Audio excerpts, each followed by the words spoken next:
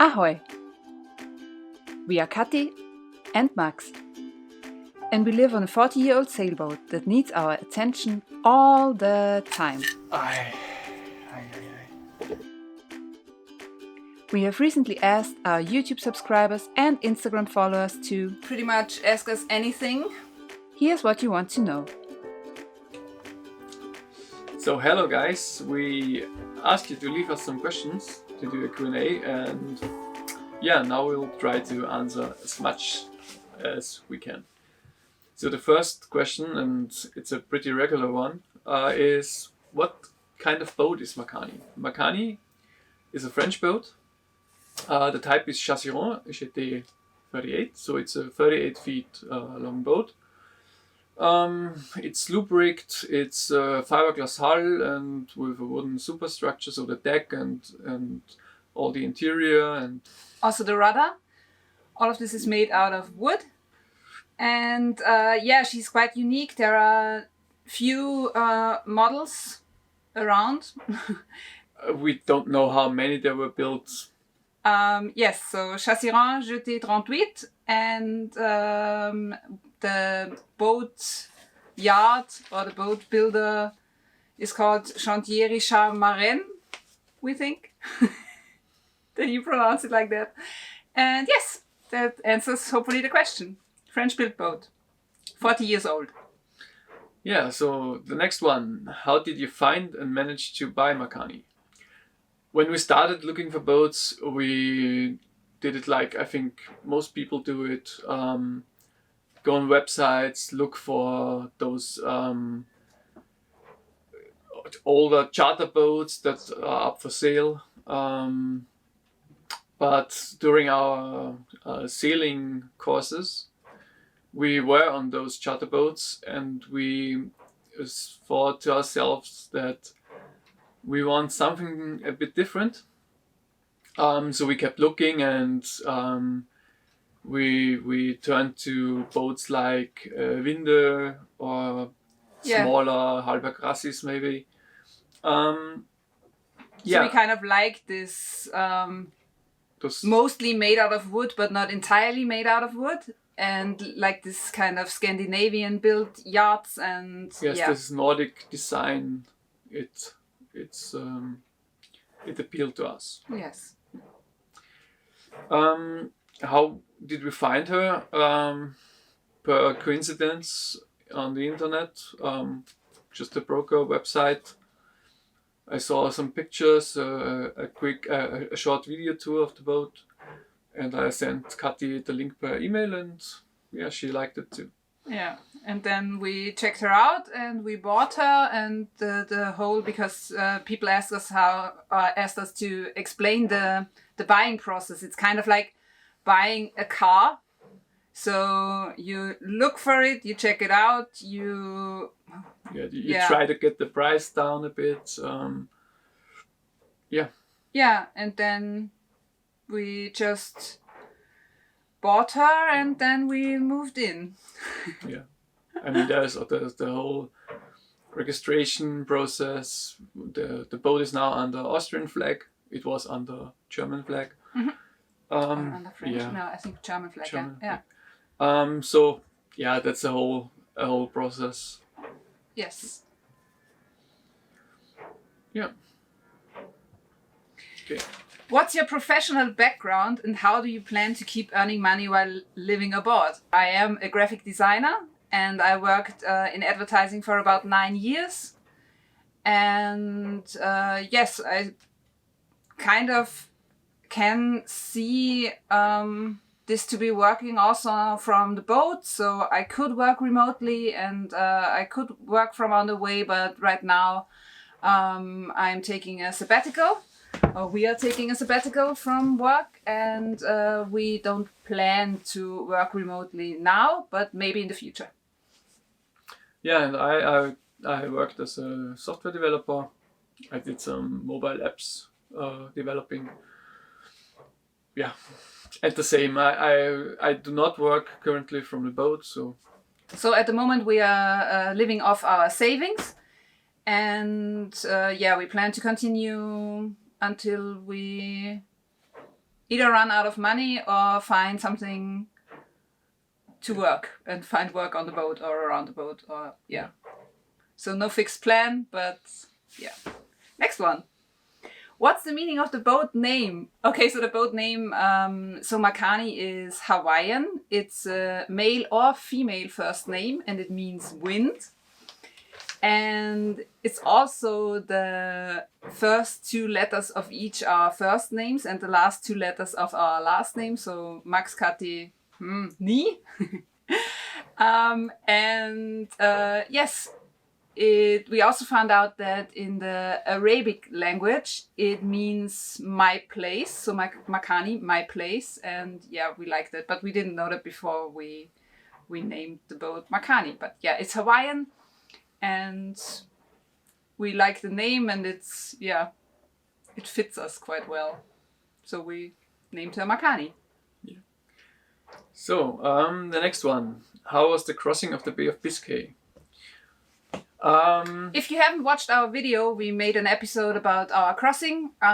It was very calm for us. And it wasn't that eventful, but you can watch the episode. Please watch the episode. Yeah, but for those who don't, so we crossed down from France to Spain, from the Belle Ile in France to Gijon. Okay. What? Yeah. You interrupted me twice. Sorry. For the Bay of Biscay crossing, everybody hears that the Bay of Biscay can be notorious for bad weather and big waves and uncomfortable and all that stuff. So we really waited for a good weather window. We looked for light winds from the northeastern sector. So we knew we had a downwind sail, and yeah, with the wind coming basically from the land, the waves wouldn't be as big because there is not that much run up. So we got that weather window. As it turned out, we waited for 2 light winds because basically the whole Bay of Biscay we had the motor sail a bit, but the wind wasn't enough for the boat to sail to sail at the speed that was reasonable. So the Bay of Biscay, it was really calm. We had almost no wind. Really nice weather, except for the first night. It was a bit foggy. Really small waves, long and small waves, so nothing serious. Yeah, so the fog was pretty much the scariest part, but it wasn't really scary. It was fog during the night, and we don't have radar or AIS, so that was a bit of a challenge, but we managed to do it. Yeah, with the help of our buddy boat. So, because in addition to this question, you asked, what did you learn, or what did you do? What do you think you did right, and what would you do different if you could cross the Bay of Biscay again? So I think we timed it very well. We already said that, and but if we could change anything, I think we would install AIS. And maybe, but that's maybe just me, I would do an additional day and cross directly to La Coruña. Although Gijon was a nice stop, but I think if we would have gotten a little bit further, and then I think that would have, helped also. But other than that, what did we learn? We learned the long passages are very tiring.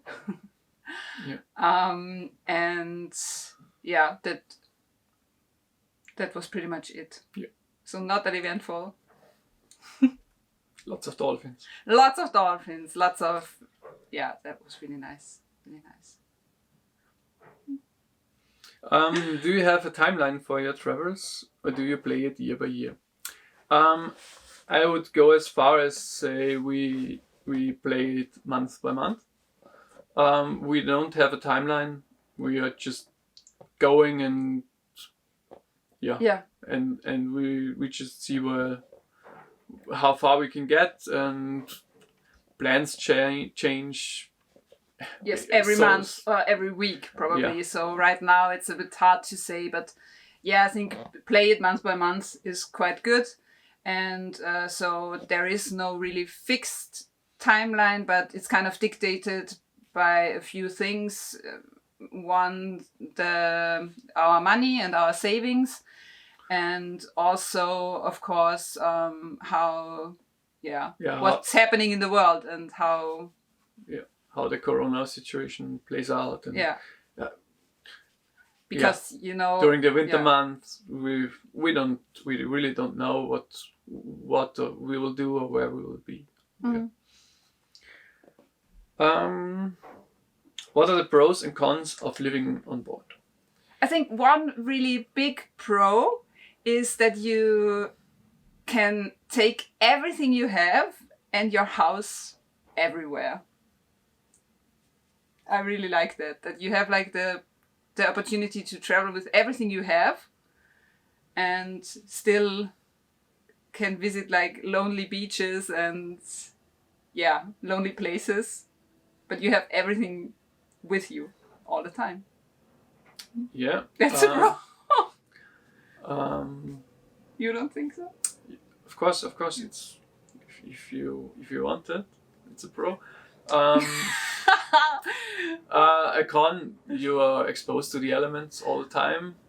The boat, even if you are tied up in a marina, a fishing boat goes by and everything is moving. You get used to it, but still.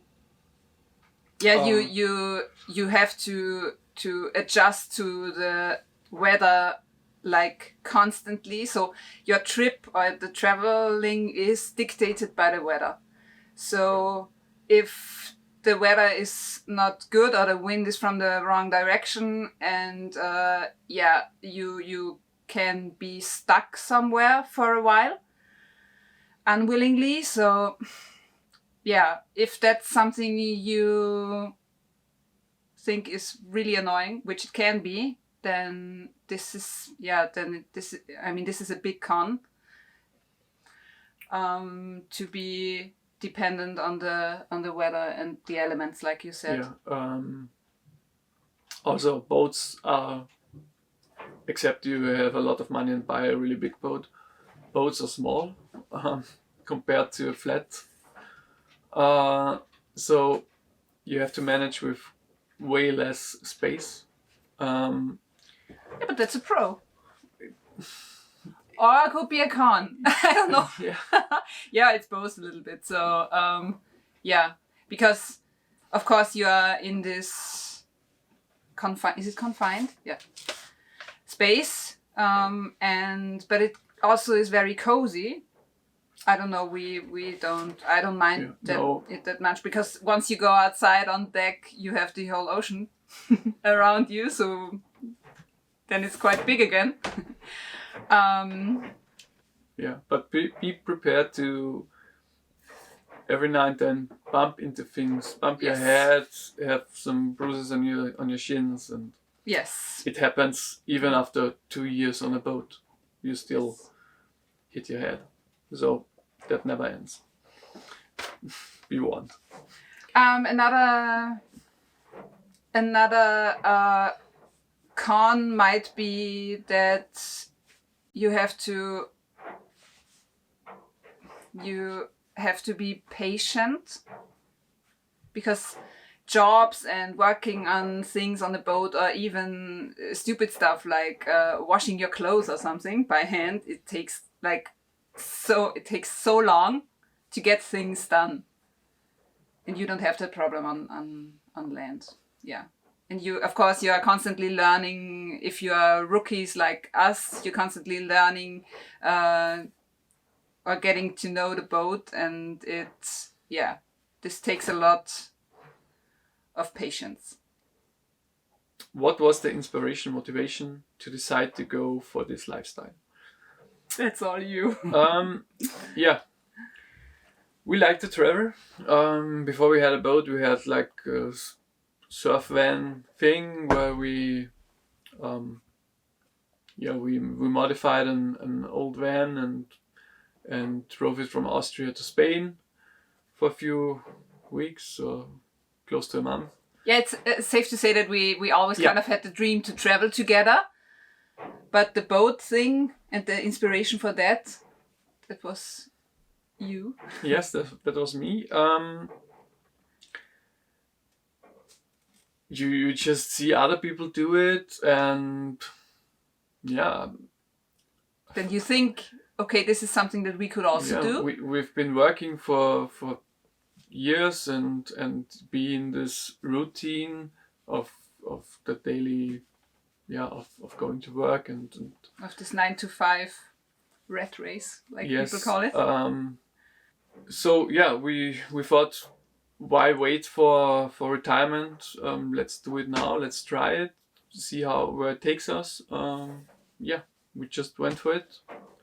And then we both, we started sailing 5 years ago, and then we both kind of fell in love with the idea of this lifestyle.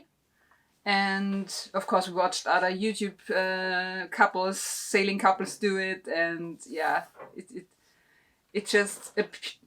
it was appealing to us, and we thought this might be an actual great way for us to see the world together, which we always wanted. And then we went for it. And if it's a lifestyle in the sense of this is how we will live from now on, that's not a given. So we're not sure about that. But for us, it's a big adventure for now. And we still don't know where it will take us and how long it will last. Go on, yeah. So, yeah. When did the both of you start sailing? So when did we start sailing? 5 years ago. Yeah, 5 years ago on lakes in Austria.